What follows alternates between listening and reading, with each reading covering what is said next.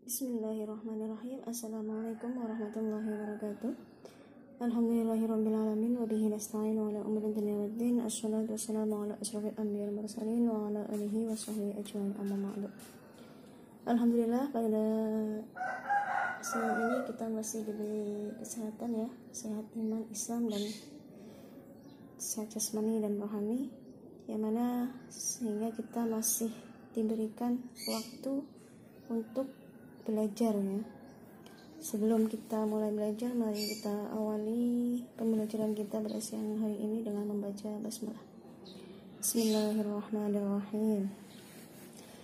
Kesempatan kali ini kita akan membahas terkait sejarah perkembangan hukum Islam di Indonesia, yang mana ini terlebih dahulu kita membahas terkait perkembangan hukum Islam di masa penjajahan Belanda, seperti itu. Sebenarnya pada masa penjajahan Belanda ini perkembangannya bagaimana sih? Sejak VOC datang ke Indonesia itu pada tahun 1956 ya. 1596 maksud saya, itu dengan tujuan untuk berdagang ya. Yang mana mereka merapatkan kapalnya di Banten pada tahun itu. Tujuannya adalah untuk berdagang, namun kemudian berubah menjadi ingin menguasai kepulauan-kepulauan yang ada di Indonesia, seperti itu. Sehingga pada waktu itu juga diberikanlah aturan atau ringkasan sebuah kitab yang mengandung hukum perkawinan dan kewarisan. Ini dikenal dengan kitab Compendium Fraser. Apa itu Compendium Fraser ya? Fraser. Compendium Fraser ini merupakan ringkasan kitab hukum ya, untuk dijadikan pegangan bagi pengadilan-pengadilan yang berada di wilayah kekuasaan dalam mengatasi persengketaan di kalangan umat Islam, seperti itu. Jadi kompendium ini dibuat oleh Fraser ya, karya Fraser, namun disepakati oleh pemerintahan VOC. Jadi keputusannya aturan ini dipakai untuk daerah kekuasaan mereka, seperti itu. Selain itu, pada zaman penjajahan, kompendium ini juga diterbitkan ya pada tahun 1760. Ini menjadi berlaku, seperti itu kompendium ini. Tergantikannya kewenangan-kewenangan yang dibuat oleh raja atau sultan Islam ini tergantikan oleh adanya kompendium ini, seperti itu. Jadi tidak hanya mengatur aturan terkait perkawinan dan kewarisan ya pada aturan yang ada, undang-undang yang ada di Indonesia, namun juga menggantikan kewenangan-kewenangan yang telah dibuat oleh raja atau sultan Islam, seperti itu. Kemudian pada saat itu, setelah digunakannya kompendium ini, ternyata masa ini dikenal juga teori resepsi in complexo, yang mana teori ini menerangkan bahwasanya hukum Islam ini atau hukum agama itu diterima secara utuh oleh masyarakat sekitar yang memeluk agama tersebut. Singkatnya, kalau hukum adat ini mengikuti hukum agama yang dipeluk oleh masyarakat adat itu sendiri, seperti itu. Ini adalah teori in complexo. Sayangnya tidak semuanya menerima, ada yang menolak atau mengekang ya teori ini, seperti halnya Cornelis van Holpen sama Christian Snok, yang mana mereka menyatakan bahwa hukum Islam ini diberlakukan sepanjang tidak bertentangan dengan hukum adat. Kok bisa sih dia berani bilang seperti itu? Sebenarnya siapa sih Cornelis van Holpen itu? Cornelis van Holpen ini adalah seorang ahli hukum adat Indonesia. Bahkan dia juga sempat dikasih gelar sebagai pencipta atau pembuat dari sistem adat di Indonesia. Lalu siapa Christian Snok ini ya? Christian ini merupakan seorang doktor ya, sastra semit, yang mana dia juga ahli dalam bidang hukum Islam. Jadi mereka makanya mampu menyangkal, tidak terima dengan teori resepsi in kompleksi tersebut, seperti itu. terpisahnya agama dan politik ini juga terjadi ya pada masa ini, karena itu tadi adanya beberapa orang yang memang tidak sepakat adanya teori kompleks itu sendiri seperti itu. Sehingga pada masa ini hukum Islam ini mengalami kemunduran sebagai rekayasa Belanda. Seolah-olah kita diberi aturan hukum untuk menjadi panutan, untuk menjadi pegangan, untuk menyelesaikan sengketa yang ada pada umat Islam di kalangan tersebut. Malah justru kita sedang dipermainkan atau direkayasa oleh Belanda. Kembali lagi tadi ya, hukum Islam ini dapat diberlakukan sepanjang tidak bertentangan dengan hukum adat, yang mana mereka ini berarti kan berpendapat bahwasanya berlakunya hukum Islam itu harus diresapi atau diterima terlebih dahulu oleh hukum adat. Ya, sehingga menurut teori ini, kalau hukum kewarisan ini tidak dapat diberlakukan ya karena belum diterima atau bertentangan dengan hukum adat, maka yang berlaku bagi kelompok atau umat Islam adalah hukum adat seperti itu. Jadi hukum agama itu atau hukum Islam itu dinomor-duakan seperti itu. Ini yang menjadikan itu tadi terpisahnya antara agama dan politik. Buktinya apa sih? Kok bisa seperti itu ya? Salah satunya yang mana Statu Batavia ya, itu pada tahun 1642. Ini menyebutkan bahwa sengketa warisan antara orang pribumi yang beragama Islam harus diselesaikan dengan menggunakan hukum Islam.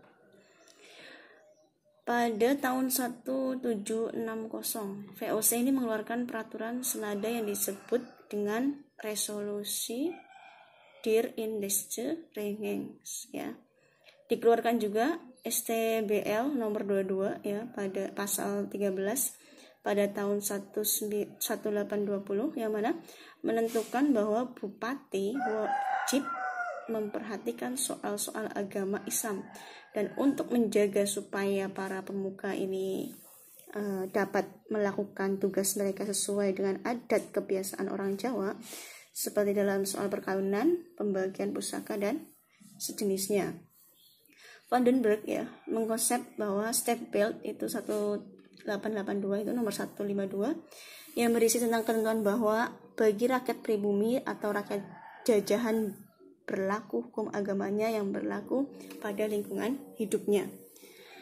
Ada lagi melalui STBL nomor 152 ya pada tahun 1882 dibentuk juga pengadilan agama dengan nama Priesteret ya, yang wewenangnya adalah menyelesaikan perkara-perkara antara umat Islam menurut hukum Islam. Dalam pasal 75 ya RR tahun 1855, pasal 75 ini ayat 3 ya berbunyi, oleh hakim Indonesia itu hendaklah diberlakukan undang-undang agama dan kebiasaan penduduk Indonesia itu ya. Maka pada masa inilah muncul kebijakan adanya pengadilan agama di samping pengadilan negeri yang sebelumnya didahului dengan penyusunan kitab yang berisi tentang himpunan hukum Islam. Jelas. Jadi pengadilan agama di samping pengadilan negeri seperti itu ya.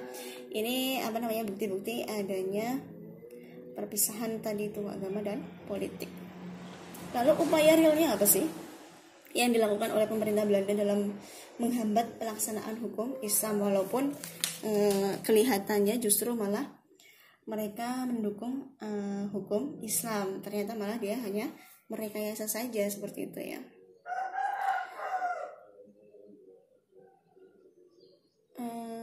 Lalu upayanya apa saja?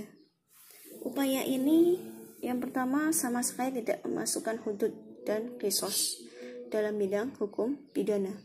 Jadi jelas hukum diberlakukan dan diambil langsung di Wetterboek ya dan Nederland yang diberlakukan sejak Januari 1919. Jadi mereka itu tidak memasukkan atau menggunakan hudud dan qisos bagi pelaku hukum pidana. Yang kedua, dalam bidang tata negara, ajaran Islam mengenai hal tersebut dihancurkan sama sekali, ya. Pengajian terhadap Al-Quran yang memberikan pelajaran agama dan penguraian hadis dalam bidang politik tentang kewarganegaraan dan kenegaraan itu juga dilarang. Ini upaya real yang dilakukan oleh pemerintah Belanda. Selain itu juga mereka mempersulit berlakunya hukum muamalah, yang mana menyangkut hukum perkawinan dan hukum kewarisan. Khususnya untuk kewarisan ini dalam Islam diusahakan untuk tidak berlaku, ya, jadi nggak diperlakukan seperti itu.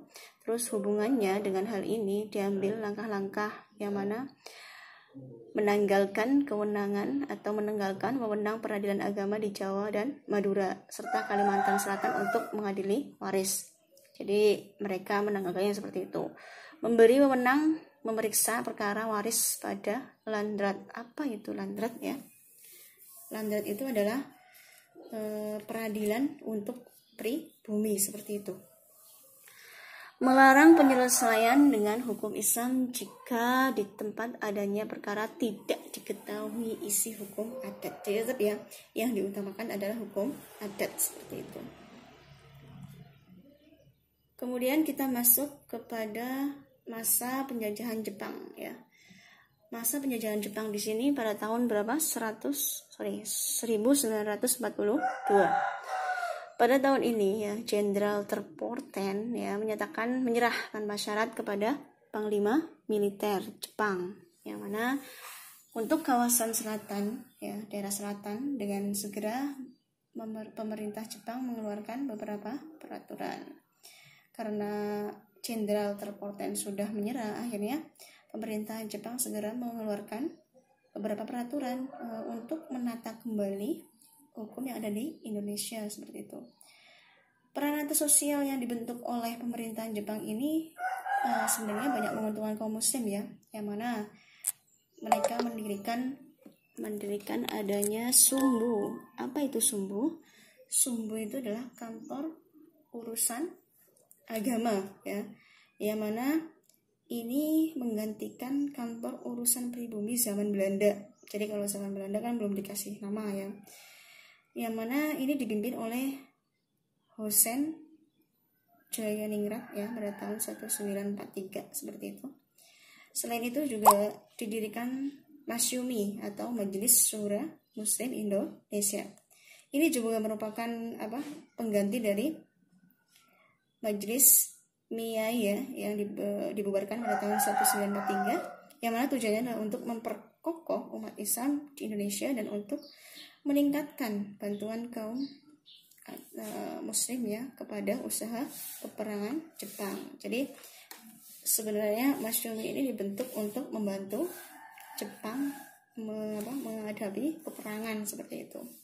Jadi saling menguntungkan lah intinya. Ada lagi juga didirikan Hizbullah, ya. Hizbullah ini didirikan sama Jepang.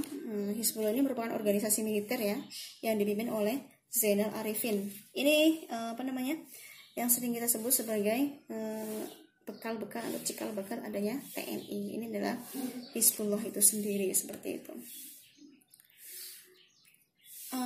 Kalau Abi Kusno, ya, Joko Suroso, ya, berpendapat bahwasanya kebijakan pemerintah Belanda telah memperlemah posisi Islam.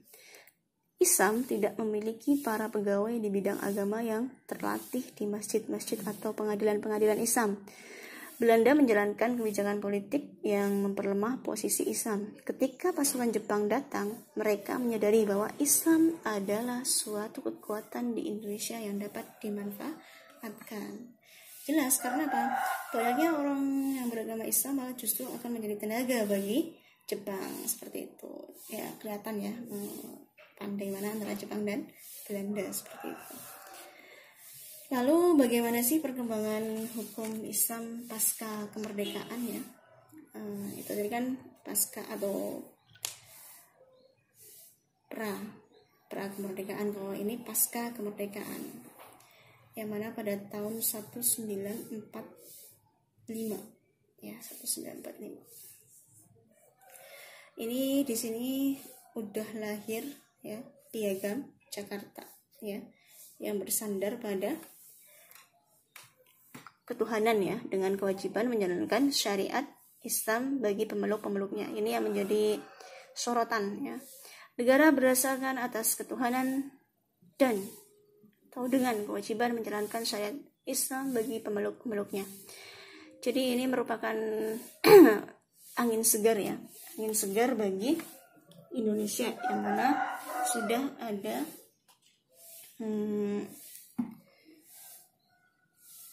aturan atau piagam yang mengatur terkait utamanya, lebih utama ketuhanan itu sendiri atau kewajiban dari syariat itu bagi pemeluk-pemeluknya.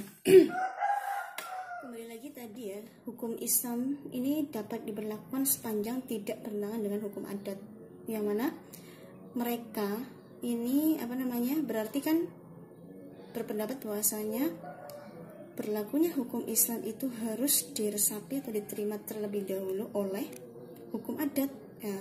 Sehingga menurut teori ini, kalau hukum kewarisan ini tidak dapat diberlakukan ya, karena belum diterima atau bertentangan dengan hukum adat, maka yang berlaku bagi kelompok atau umat Islam adalah hukum adat, seperti itu. Jadi hukum agama itu atau hukum Islam itu dinomor-duakan, seperti itu. Ini yang menjadikan itu tadi terpisahnya antara agama dan politik. Buktinya apa sih? Buktinya apa sih kok bisa seperti itu ya? Salah satunya yang mana Statu Batavia ya, itu pada tahun 1642. Ini menyebutkan bahwa sengketa warisan antara orang pribumi yang beragama Islam harus diselesaikan dengan menggunakan hukum Islam. Pada tahun 1760, VOC ini mengeluarkan peraturan senada yang disebut dengan Resolusi Der Indische Regens ya. Dikeluarkan juga STBL nomor 22 ya pada pasal 13 pada tahun 1820, yang mana menentukan bahwa bupati wajib memperhatikan soal-soal agama Islam, dan untuk menjaga supaya para pemuka ini dapat melakukan tugas mereka sesuai dengan adat kebiasaan orang Jawa, seperti dalam soal perkawinan, pembagian pusaka dan sejenisnya.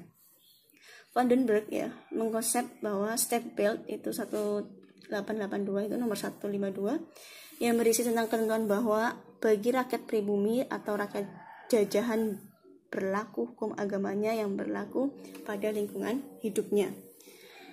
Ada lagi melalui STBL nomor 152 ya pada tahun 1882 dibentuk juga pengadilan agama dengan nama Priesteret ya, yang wewenangnya adalah menyelesaikan perkara-perkara antara umat Islam menurut hukum Islam. Dalam pasal 75 ya RR tahun 1855, pasal 75 ini ayat 3 ya berbunyi, oleh hakim Indonesia itu hendaklah diberlakukan undang-undang agama dan kebiasaan penduduk Indonesia itu ya. Maka pada masa inilah muncul kebijakan adanya pengadilan agama di samping pengadilan negeri yang sebelumnya didahului dengan penyusunan kitab yang berisi tentang himpunan hukum Islam. Jelas. Jadi pengadilan agama di samping pengadilan negeri, seperti itu ya. Ini bukti-bukti adanya perpisahan tadi itu agama dan politik. Lalu upaya realnya apa sih yang dilakukan oleh pemerintah Belanda dalam menghambat pelaksanaan hukum Islam, walaupun kelihatannya justru malah mereka mendukung hukum Islam, ternyata malah dia hanya merekayasa saja, seperti itu ya.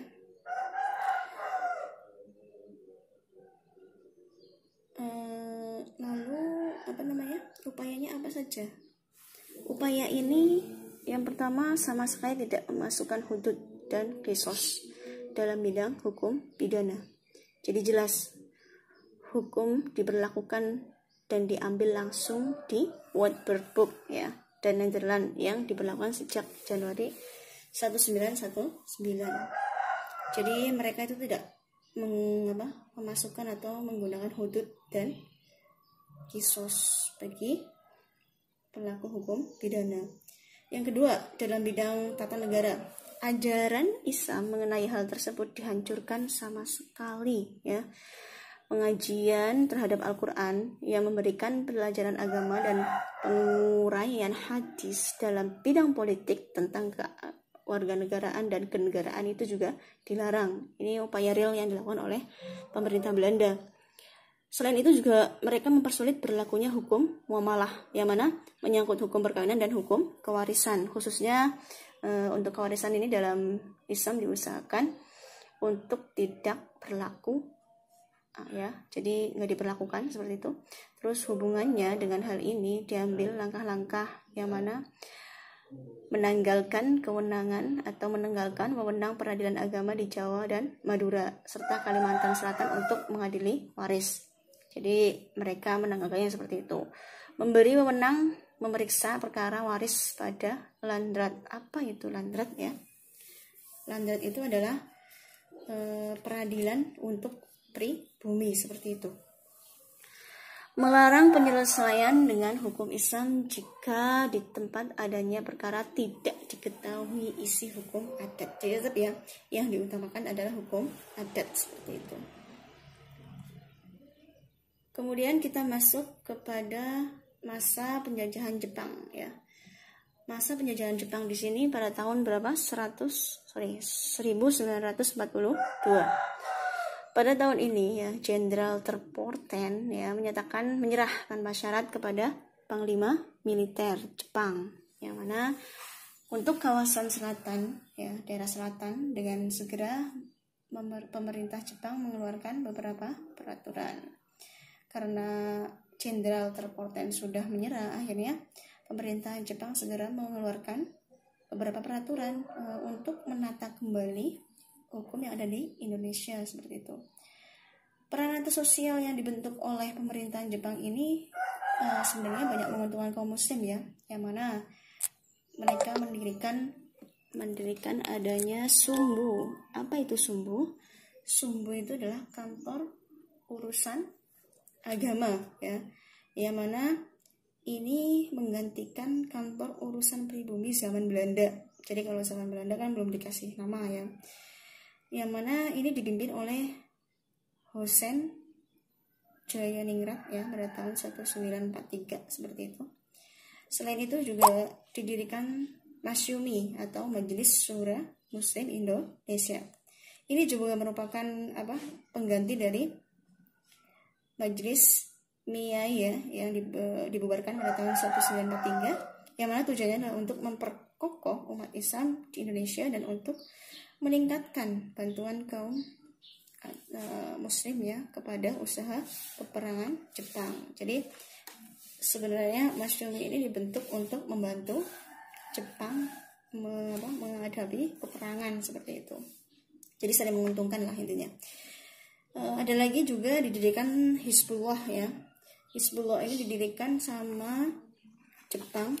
Hizbullah ini merupakan organisasi militer, ya, yang dipimpin oleh Zainal Arifin. Ini yang sering kita sebut sebagai bekal-bekal atau cikal bakal adanya TNI. Ini adalah Hizbullah itu sendiri seperti itu. Kalau Abikusno, ya, Joko Suroso, ya, berpendapat bahwasanya kebijakan pemerintah Belanda telah memperlemah posisi Islam. Islam tidak memiliki para pegawai di bidang agama yang terlatih di masjid-masjid atau pengadilan-pengadilan Islam. Belanda menjalankan kebijakan politik yang memperlemah posisi Islam. Ketika pasukan Jepang datang, mereka menyadari bahwa Islam adalah suatu kekuatan di Indonesia yang dapat dimanfaatkan. Jelas, karena apa? Banyaknya orang yang beragama Islam malah justru akan menjadi tenaga bagi Jepang seperti itu. Ya, kelihatan, ya, pandai mana antara Jepang dan Belanda seperti itu. Lalu bagaimana sih perkembangan hukum Islam pasca kemerdekaan, ya? Itu tadi kan pasca atau pra kemerdekaan. Kalau ini pasca kemerdekaan, yang mana pada tahun jika pada tahun 1942 Jepang itu menegaskan bahwasanya membuat undang-undang ya, menegaskan bahwa pemerintah Jepang meneruskan segala kekuasaan yang sebelumnya dipegang oleh Gubernur Hindia Belanda. Namun seiring dengan semakin lemahnya langkah strategis Jepang, sehingga justru malah pada tahun 1945 ini Jepang memberikan dukungan kepada tokoh nasionalis Indonesia ya. Selain itu juga mereka juga memberikan kepercayaan kepada tokoh nasionalis yang mana mereka bisa memimpin Indonesia untuk masa depan. Hingga akhirnya PPUPKI pun diserahkan kepada kubu nasionalis seperti itu. Sehingga lahir juga Piagam Jakarta yang mana ini lebih kompromi dengan hukum Islam seperti itu. Kalimat yang paling penting dalam Piagam Jakarta ini adalah negara berdasar atas ketuhanan dengan kewajiban menjalankan syariat Islam bagi pemeluk-pemeluknya. Nah, aturan ini, piagam ini justru malah membuka peluang bagi tokoh-tokoh Indonesia seperti itu untuk mengharuskan ya mereka membuat undang-undang ya, bagaimana caranya piagam ini dilaksanakan dan didukung oleh undang-undang seperti itu ya. Undang-undang ini segera mereka bahas seperti itu, yang mana tujuannya adalah untuk melaksanakan syariat Islam bagi pemeluknya. Nah, jadi selain adanya piagam juga akan diusahakan dibuatkannya undang-undang oleh para tokoh nasionalis Indonesia seperti itu. Sayangnya ya, piagam ini tuh gagal disahkan ya karena banyaknya pertimbangan. Yang mana salah satunya karena ada gosip bahwasanya ada yang tidak sepakat ya atau keberatan karena agamanya itu di Indonesia tidak cuma satu, Kristen ada dan lainnya. Jadi mereka tidak jadi mengesahkan Piagam Jakarta seperti itu, sehingga pada masa pasca kemerdekaan pun status hukum Islam masih tetap sama-sama seperti itu ya. Masuk kepada hukum Islam periode revolusi hingga keluarnya dekret Presiden 1950 ya. Hampir 5 tahun sebenarnya ya setelah proklamasi ini kemerdekaan Indonesia ya. Ini memasuki masa-masa revolusi. Berarti periode berapa nih? 1945 sampai 1950. Jadi menyusul kekalahan Jepang ini ya oleh tentara-tentara sekutu seperti itu, Belanda ingin kembali menduduki kepulauan Nusantara seperti itu. Jadi pengen balik lagi menguasai Indonesia. Dari beberapa pertempuran, Belanda berhasil menguasai beberapa wilayah Indonesia pada saat ini, pada tahun sekitar itu tadi 46 sampai 50 seperti itu. Dimana kemudian mereka juga berusaha mendirikan negara-negara kecil, yang mana maksudnya adalah untuk mengepung Republik Indonesia. Jadi berbagai perundingan akhirnya dilakukan ya sama tadi Jepang dan Jepang, Indonesia, terus Belanda, yang mana keluarlah Perjanjian Linggarjati yang disebut dengan Konstitusi Indonesia Serikat atau RIS pada tahun 1949. Konstitusi RIS ini sendiri juga jika ditelaah ini sangat sulit ya untuk dikatakan sebagai konstitusi yang menampung aspirasi hukum Islam. Karena apa? Karena udah jelas ya, RIS ini udah merupakan perjanjian antara yang udah disepakati antara Belanda dan Jepang. Kodimah ya. Konstitusi ini misal sama sekali tidak menegaskan posisi hukum Islam ya, sebagaimana rancangan yang ada dalam Undang-Undang Dasar 1945 seperti itu. Selain itu juga dalam batang tubuhnya juga bahkan dipengaruhi oleh paham liberal yang berkembang di Amerika dan Eropa Barat, serta rumusan deklarasi HAM yang versi PBB itu sendiri. Namun saat negara bagian RIS ini pada awal tahun 1950 hanya tersisa 3 negara saja ya, Republik Indonesia, negara Sumatera Timur, negara Indonesia Timur. Salah seorang tokoh umat Islam yang namanya Muhammad Nasir ini mengajukan apa yang kemudian dikenal sebagai mosi integral Nasir ya. Kalau zaman sekarang yang lagi ramai adalah mosi tidak percaya kepada pemerintah DPR seperti itu ya.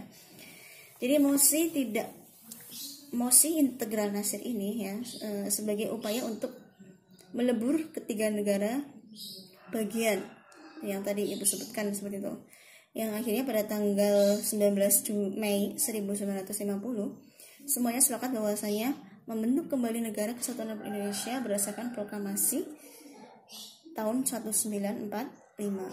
Dan dengan demikian konstitusi RIS dinyatakan tidak berlaku ya.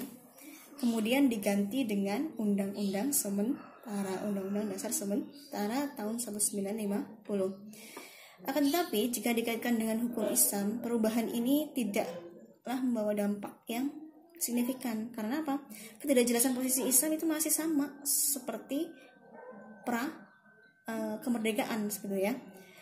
Ya itu jelas tadi, baik dalam Muqaddimah atau pembentukan Undang-Undang Sementara 1950 ini itu tidak mengutamakan Islam sebetulnya. Tapi ada sebagian lah pasal 34 yang merumuskan bahwasanya pasal 34 yang merumuskan dengan pasal 29 ini juga ya, yang mana negara berdasarkan karunia Maha Esa dan jaminan negara terhadap kebebasan setiap penduduk menjalankan agamanya masing-masing. Oke, ini mengutamakan agama Islam ya, kepentingan Islam itu sendiri. Pasal 43 juga keterlibatan negara dalam urusan-urusan keagamaan ya, kelebihannya lainnya dari Undang-Undang Dasar Sementara 1950 ini adalah terbentuknya peluang untuk merumuskan hukum Islam dalam mewujudkan peraturan dan undang-undang. Peluang ini ditemukan dalam ketentuan pasal 102 Undang-Undang Sementara tahun 1950 seperti itu ya. Jadi pada tahun ini banyak peluang, atau pasca kemerdekaan periode revolusi ya, 46 sampai 50 ini sangat banyak peluang sebenarnya untuk mengembalikan aturan yang mengutamakan hukum Islam. Lalu pada tahun ini juga ya, periode ini juga sebenarnya terjadi beberapa pemberontakan yang diantaranya itu bernuansakan Islam, gerakan DITII, yang mana ini dipelopori oleh Karso Suwirjo dari Jawa Barat seperti itu. Sayangnya ya, peluang ini pun sempat dimanfaatkan ya, karena pada revolusi ini banyak peluang untuk kembali memajukan hukum Islam, tapi ada yang memanfaatkan bahwasanya wakil-wakil umat ini mulai mengajukan rancangan-rancangan tentang perkawinan umat Islam pada tahun 1954 ya. Meskipun upaya tadi ya dimanfaatkan oleh wakil-wakil umat Islam itu untuk kembali mengangkat derajat hukum Islam, tapi ternyata malah gagal. Karena apa? Dihadang seperti itu. Jadi kaum nasionalis ini dihadang ya, yang mengajukan rancangan ini seperti itu dihadang oleh tadi kaum Belanda dan Jepang itu sendiri seperti itu. Jadi perkawinan dan umat Islam, aturan terkait itu gagal untuk diundangkan, padahal baru rencana ya seperti itu.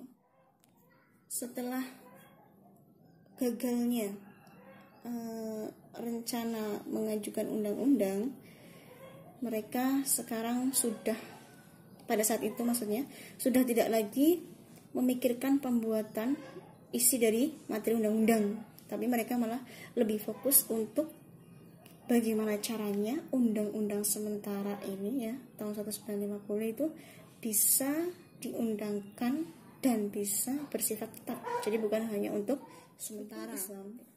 Pada era Orde Lama dan Orde Baru ini mungkin tidak terlalu keliru ya jika kita katakan Orde ini adalah eranya kaum nasionalis dan komunisnya. Sementara kaum muslimin di era ini perlu sedikit merunduk karena apa? Dalam memperjuangkan cita-citanya itu suatu partai ini mewakili aspirasi umat Islam kala itu, sehingga yang mana namanya itu Masyumi ya, itu harus dibubarkan pada saat itu. Kok bisa Masyumi dibubarkan? Karena partai ini katanya itu banyak tokoh-tokoh yang ikut perontakan. Nah, sementara NU yang kemudian menerima manipul skitnya Soekarno ya bersama dengan PKI dan PNI, kemudian menyusun komposisi DPR ya gotong royong yang berjiwa nasakom seperti itu. Berdasarkan itu terbentuklah MPRS yang kemudian menghasilkan dua ketetapan, salah satunya adalah tentang upaya unifikasi hukum yang harus memperhatikan kenyataan umum yang hidup di Indonesia. Juga lahirlah Undang-Undang Nomor 1 Tahun 1974. Tapi sayangnya kurang perhatian ya, di antara pemerintahan. Jadi meskipun kedudukan hukum Islam sebagai salah satu sumber hukum nasional ini tidak begitu tegas dirasakan di awal orde ini seperti itu. Pada orde baru juga yang paling fenomenal adalah lahirnya Inpres nomor 1 tahun 1991, yang mana ini ditandatangani oleh Soeharto, yang isinya adalah untuk menggunakan dan menyebarluaskan kompilasi hukum Islam yang terdiri dari 3 buku. Ada yang udah hafal? Salah satunya adalah buku pertama terkait hukum perkawinan, buku kedua terkait hukum kewarisan, buku ketiga terkait hukum perwakafan. Islam di era reformasi sendiri itu lahir ketetapan MPR nomor 3 ya, MPR tahun 2000 tentang sumber hukum dan tata urutan peraturan perundang-undangan. Ini masih sambung menyambung dengan tadi ya, orde lama dan orde baru. Kalau orde lama kan udah ada yang namanya Undang-Undang Nomor 1 Tahun 1974. Kemudian juga pada tahun reformasi ini ya, lahir juga Undang-Undang Pengolahan terkait zakat, yaitu Undang-Undang Nomor 38 Tahun 1999. Kemudian diubah lagi dengan baru ya, aturan baru dengan Undang-Undang Nomor 23 Tahun 2011 tentang zakat, infak dan sedekah seperti itu. Ini hukum Islam selalu baru ya, mengalami pembaharuan. Kemudian lahir juga Undang-Undang ya, Undang-Undang Nomor 10 Tahun 1998 tentang perubahan atas Undang-Undang Nomor 7 Tahun 1992 tentang perbankan, yang kemudian selanjutnya disebut dengan Undang-Undang Nomor 10 Tahun 1998 sebagaimana landasan beroperasionalnya perbankan syariah. Selain itu juga lahir Undang-Undang tentang perwakafan, yaitu untuk Undang-Undang Nomor 41 Tahun 2004. Lahir lagi juga Undang-Undang tentang perbankan syariah, yaitu Undang-Undang Nomor 21 Tahun 2008. Undang-undang lain yang bernuansa Islam juga pada era ini, era reformasi juga terbit atau lahir juga pada era-era ini seperti itu. Jadi itulah tadi perkembangan hukum Islam ya, sejarahnya dari masa penjajahan Belanda, Jepang, era undang-undang sementara ya, era reformasi ya, era orde baru dan orde lama. Kemudian ini era yang terakhir adalah era reformasi. Jadi hukum Islam sendiri itu mengalami perjuangan ya. Jika kita lihat dari sejarah yang ada di Indonesia, yang mana berawal dari diakui lah, direkayasa, kemudian didukung, kemudian dicekang lagi, dan akhirnya alhamdulillah sekarang sudah mempunyai ketetapan yang memang menjadi dasar untuk kita semua menjalani kehidupan seperti itu. Dari saya kurang lebihnya mohon maaf ya. Mari kita akhiri pembelajaran kita pada kali ini dengan membaca hamdalah. Alhamdulillahirabbil alamin. Subhanakallahumma wa bihamdika asyhadu an la ilaha illa anta astaghfiruka wa atubu ilaik. Wassalamualaikum warahmatullahi wabarakatuh.